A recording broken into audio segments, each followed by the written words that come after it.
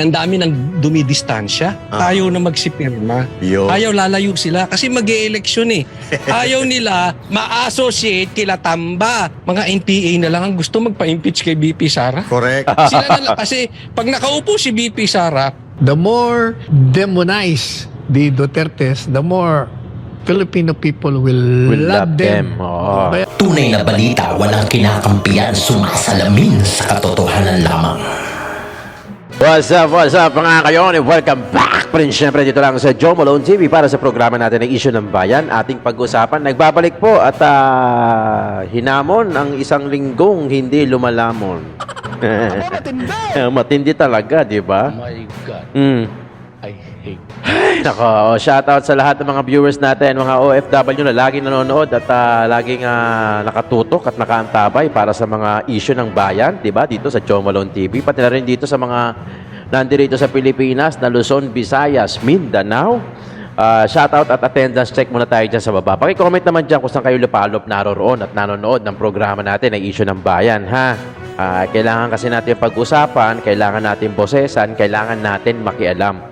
So, hindi na tayo nabubuhay doon sa panahon na wala pang internet at wala pang social media na kung saan ay nakatikom lang ang bibig natin at nakapiring ang mga mata natin doon sa mga nakikita natin na mga trapo. Ngayon, kailangan palagan, kailangan kilusan, pag-usapan at higit sa lahat, posesan. Gaya ng ginagawa natin mga political vlogger. Sama na natin yung mga social content creator, yung mga political vlogger na hindi papakalat ng fake news, yung mga talagang nagre-research, gumagawa ng nananaliksik, nagkakalat ng mga ebidensya bago humarap sa camera at magsalita, shoutout na rin sa inyo, di ba? Okay, attendance check tayo dyan mga kayan, ha? So, para malaman natin kung saan lupalop na napupunta at napapanood itong vlog natin. Para at least, may nag-comment kasi dyan, watching from Sweden, London, di ba? Abu Dhabi, di ba? Madagascar, di ba? Kasi yung Pilipino, yung Pinoy, kalat eh. No? Parang tayo yan, di ba? Kalat yan. Kahit sa ang bansa, makikita mo yan, nakikipagsapalaran yan, di ba? O, shoutout sa inyo kung saan kayo nalulupalop naroroon. Pati na rin dito sa Pilipinas, i-comment nyo dyan sa baba kung asan kayo, kung saan kayo nanonood. Nasa kubeta kayo ngayong araw na to, di ba? Ito na. Today is January 11, Saturday, weekend, pero sige pa rin tayo kasi ang daming issue na pwedeng pag-usapan. Kung di natin gagawin to, para tayo nabuhay sa panahon na kung saan wala pang internet, di ba? Ang hirap nun, di ba? Tikom ang bibig, nakapiring ang mata, nakakakita pero hindi mo pwedeng tignan, di ba? May boses ka pero hindi ka pwedeng magsalita. Grabe, ang hirap naman. At least ngayon, dahil nabuhay na ang social media, pwede tayong mag-post, mag-ingay, di ba? Magreklamo doon sa nakita natin. Pwede natin videohan, pwede natin picturehan, may ebidensya tayo, di ba? Hindi na tayo tulad noon. Grabe talaga. Noon, ang botante, walang choice. Talagang kung ano lang yung makita nila. Ngayon, hindi na eh. Kasalanan na natin, di ba? Siguro noon, pag may naluklok tayo noon, nung hindi pa panahon ng internet, pag may naluklok ka siguro noon na trapo o corrupt na politician, pwede pa siguro may consider natin na hindi mo kasalanan. Kasi wala naman tayong means noon. Di ba? Pero ngayon, pagka may naiboto ka na ngayon na trapo at magnanakaw sa gobyerno, sisisihin mo na walang iba kundi ang sarili mo. Kasi we have all the means. Meron tayong social media, merong Google, pwede mo i-search sa Wikipedia, may mga official pages, yung mga social media pages, yung mga politician, nakaregister yan sa COMELEC. So, ang gagawin mo na lang, magbabasa ka, magre-research ka, ano mo na yun?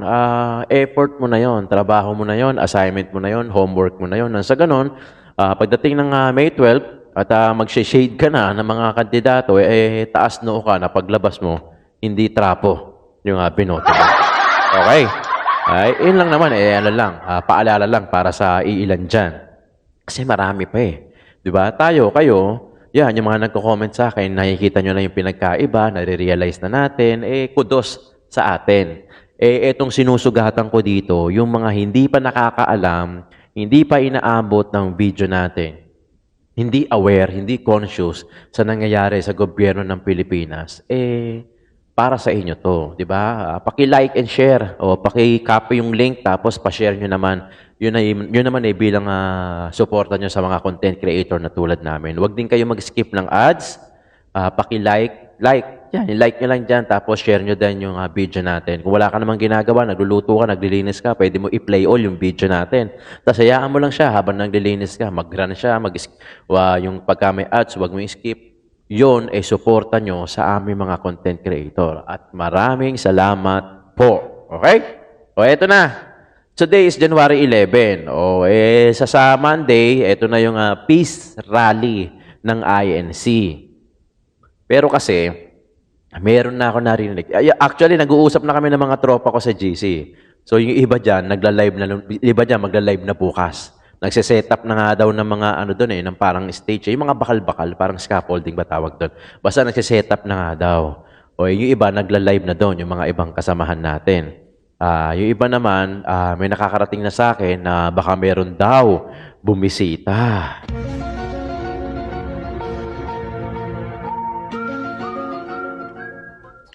Siyempre, hindi mawawala yun. Hindi mawawala yun. I'm sure meron yan. Di ba? Meron yan. May bibisita yan. Pero, in fairness sa INC, ang gagawin nilang rally, peace rally sa Monday. Di ba? Huwag natin kakalimutan yun. Okay? Baka walang halong politika doon. Pero, ang inaano ko kasi dyan, sigurado may bibisita dyan . Kasi may mga nakakarating na sa akin sa group chat namin. May mga may message na baka may pumunta, may dumating, magkabiglaan. Imposibleng wala. Sigurado mayroong pupunta at may pupunta dyan. Diba? Kaya antabayanan nyo ang ating coverage dyan, ang ating reaction sa darating na January 13, yung peace rally na yan, ay malalaman natin. At wala nga pasok yung Malacanang. Alam ko, walang pasok ang Malacanang. Ang Maynila, walang pasok kasi nga, baka matraffic, maraming daan na isasara. Yung Quezon City, alam ko, wala din pasok. Tapos yung ibang pribado naman, na depende na sa kanila kung magpapapasok sila o hindi. Lalong-lalo na yung mga apektuhan. Kasi INC yan. Ang target ata, parang milyon ng mga attend, di ba? Harap. Okay. Eto na. So, ang resume, impeachment ang pag-uusapan natin dito. Kasi mansa rin Inabot na ng 1 buwan. Ayan na. Urong sulong na, di ba? Alam mo na, ako yung betrayal of public trust. Anong pinagbasihan ng betrayal of from the words itself? Betrayal of public trust. Ano, yung confidential fund? Confidential nga di ba? Eto na, panoorin na natin. Panoorin na natin para kayo nang bahalang humusga. Issue ng bayan, ating pag-usapan.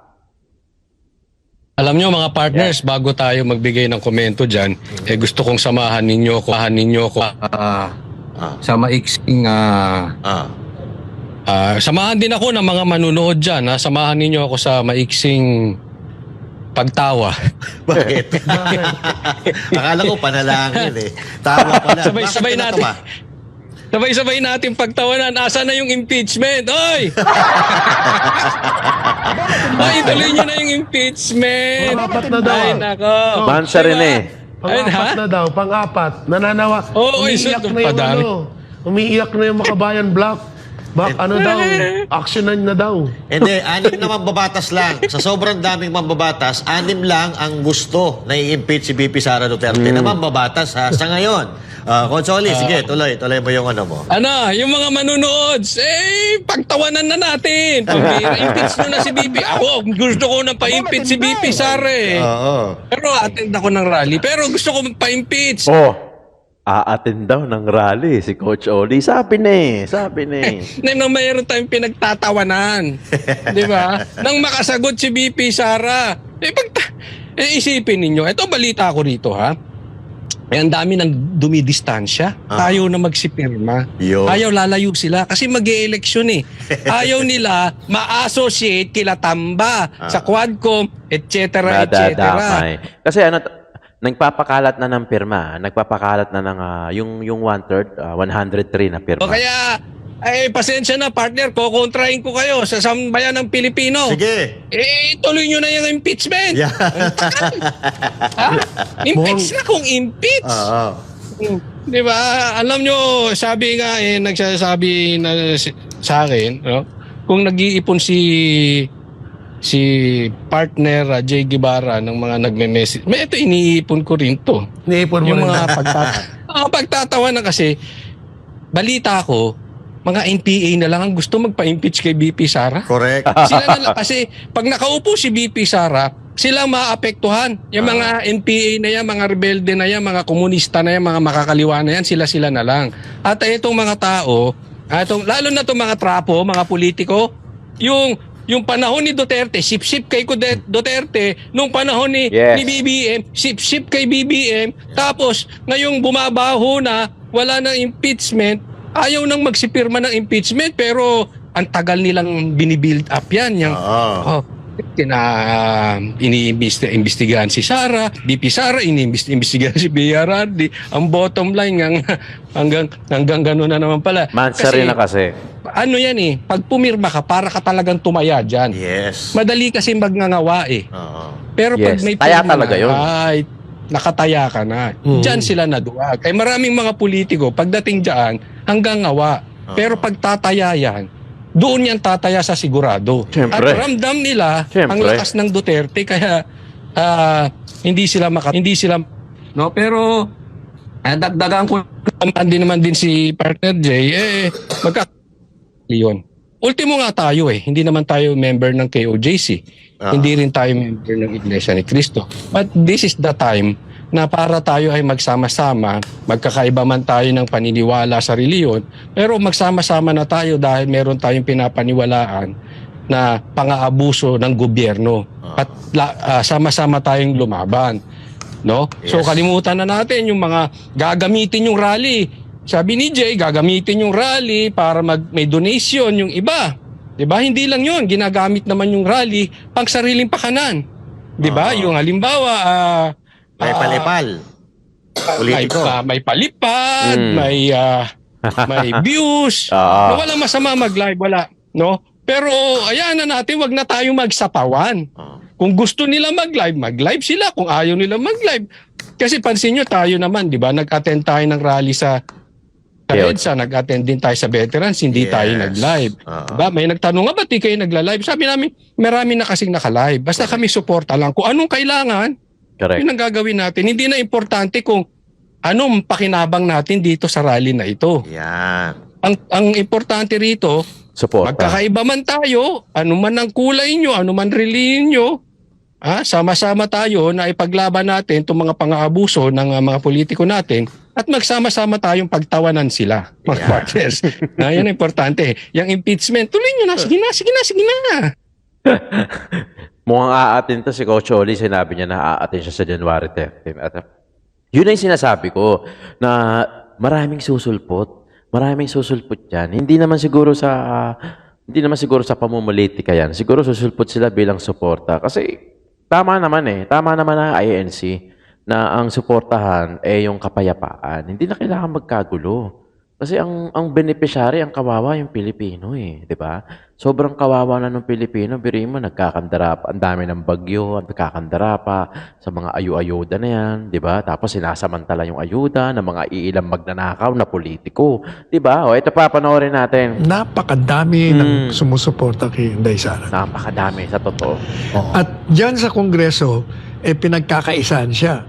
Alam mo naman ang Pilipino, pag nakikita nila na mali naman yung ginagawa mo pang underdog, talagang magagalit sa'yo. Kaya hindi ba nung ko pa sinabi, the more they demonize the Dutertes, the more Filipino people will love them. Oo. Kaya ingatan po Yun nga, niya totoo. kayo mga nasa kapangyarihan. Opo. Yung... Yes, sir. Tandaan nila na walang forever. Tignan mo si Trudeau. Oh, Popular Justin na Trudeau, popular yan. Canada, After yes. 9 years, he's forced to resign. Yes. O kasi nga, yung tao, na-diskontento Yun ang nakikita natin ngayon. Maraming diskontento. Oo. Sana yan din ang gawin ng mga opisyal ng gobyerno, attorney. Hindi naman kailangan sila mag-resign. Gawin lang nila yung trabaho nila. Yung tumugon sila sa panawagan, sa mga pangangailangan ng ating mga kababayan. At kaugnay Yun, po dito sa tama. National Rally for Peace ng inorganisa po ng Iglesia ni Cristo, attorney, ay nagpaabot din o nagpahayag din ng pagsuporta ang KOJC, ang Kingdom of Jesus Christ, sa National Rally nga itong for Peace next week, this coming 13. January 13. Attorney, So maasahan natin, libo-libo Yes. No, dami yan. Jesu ang sasama sa INC. yes sir, oo. At bukod pa yan doon sa iba't iba pang mga relihiyon na sinasabi po ninyo. At saka baka makakalimutan natin na balik na uli sa Luneta Grandstand. Quirino, Grandstand, yes. Oo, kasi dati hindi sila Liwasan nabigyan ng Bonifacio. permiso. Liwasan yun eh. Liwasan, pero nagbago ng isip. Quirino Grandstand na Pinibigyan kayo. na. At ito din ay isasagawa, attorney, sa iba't ibang rehiyon. Oo, ng simultaneous. bansa. Yes, simultaneous din po ito. Pero Saan riyon? Anong mga riyon ba? sa Davao nga, di ba? May pinasuspend Davao. na nga yung mga daanan doon. Talaga. Davao, meron. Cebu. Meron din siguro, attorney.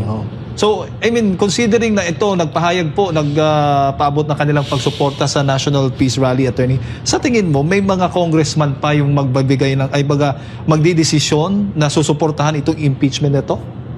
Yeah. Dapat suportahan nila. Kung hindi, Sila nagsimula dyan.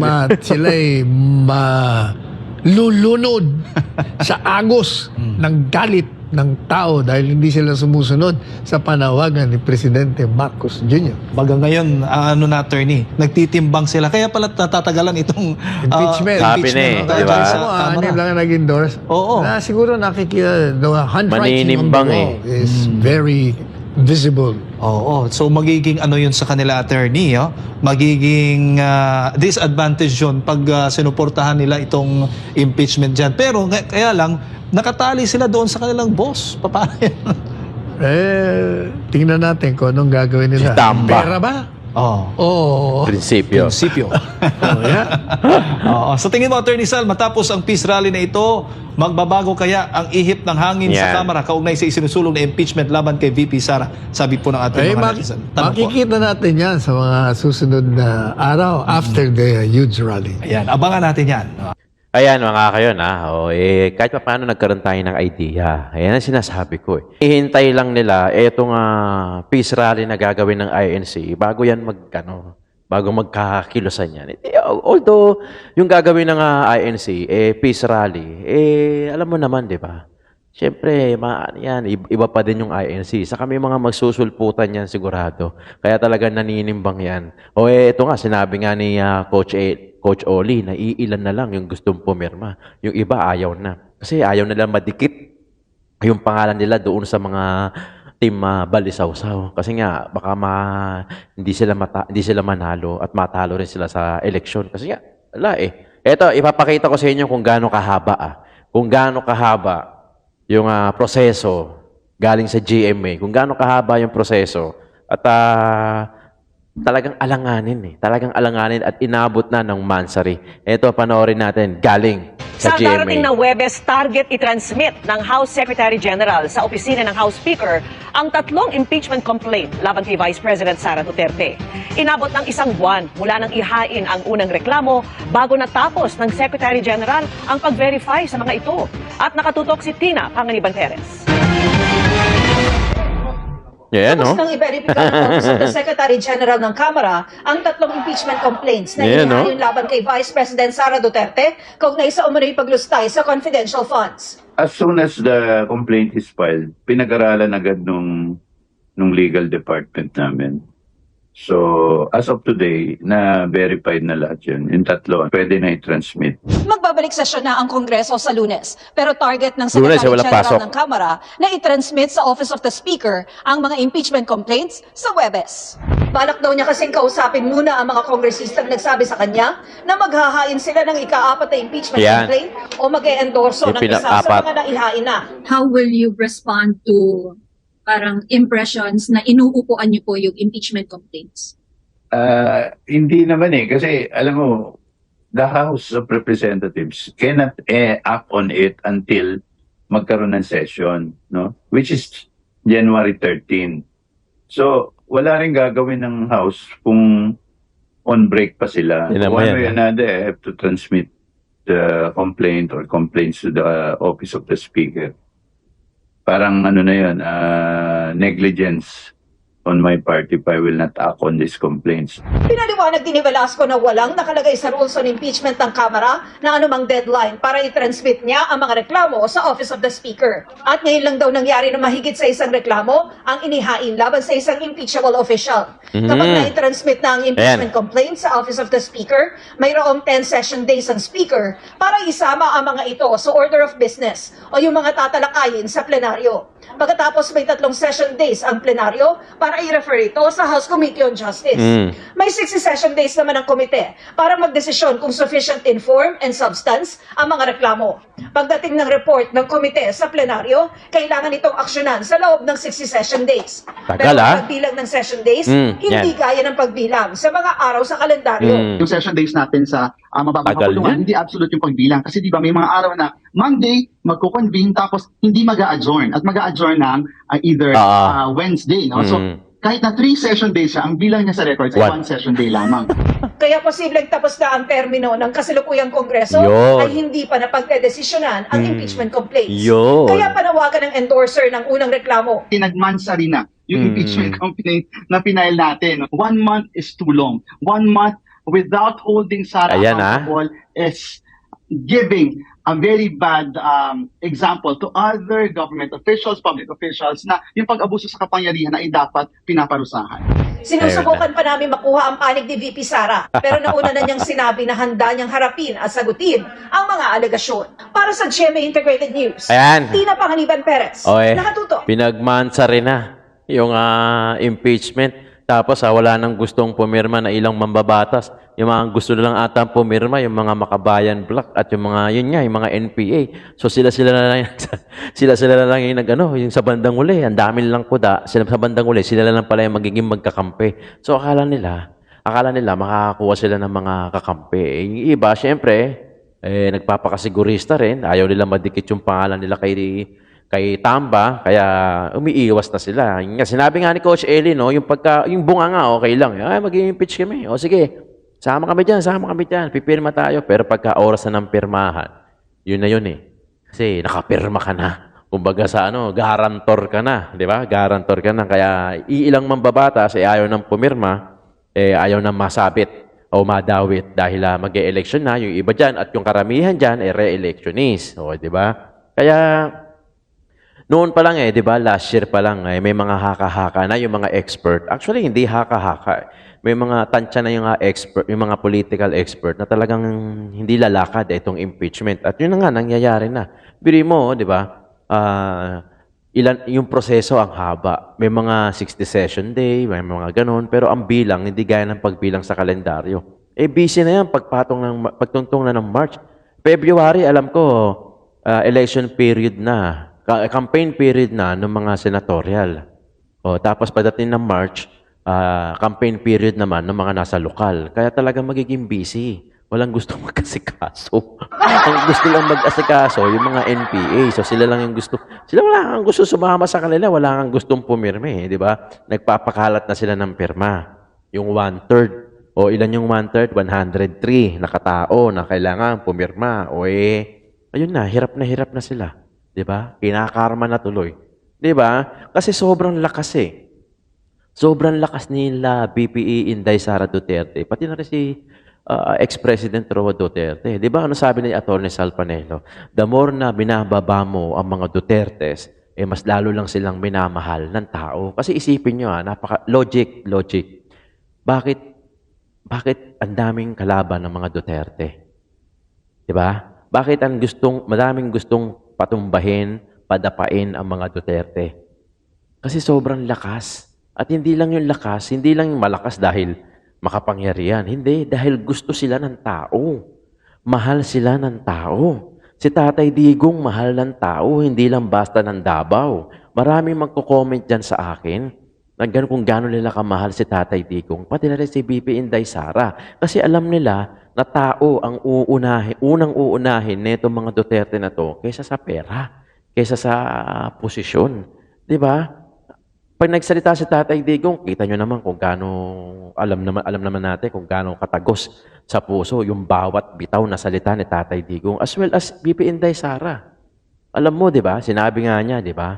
Yung mga ayuda na yan yung mga legal na, yan na ayuda, yan na yung pangalan ngayon ng vote buying at ginagawa na itong legal.